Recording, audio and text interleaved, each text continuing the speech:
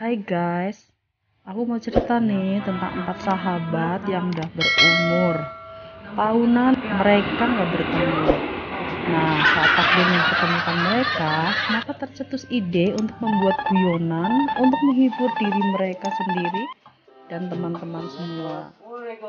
Hanya sekedar guyonan untuk menyambung silaturahmi dan menyalurkan ide-ide edan yang ada di kepala mereka. Maka terbentuklah grup edan yang terdiri dari E. E itu nama yang diambil dari Eka, salah satu personil di grup edan. Selain jadi pemain, dia merangkap jadi kameramen dan editor. Beberapa iklan dan sinetron pernah dibintanginya. Kurus tapi kacau. Nah, kemudian D diambil dari nama Dede, dedengkot sinetron. Perannya sering mengawinkan orang atau penghulu layar lebar atau web series. Tentu saja sudah jadi makanannya. Orangnya sedikit montok, tapi luas memerankan apa aja.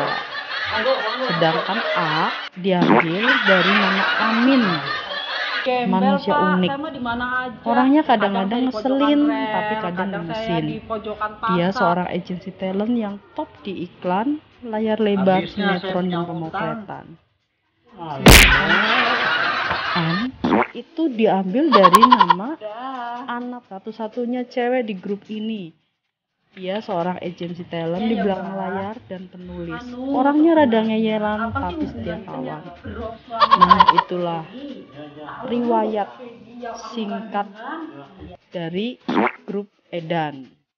Doakan ya guys, semoga kiprah kita di dunia hiburan akan membuat kalian terhibur dan kedepannya semakin berkembang.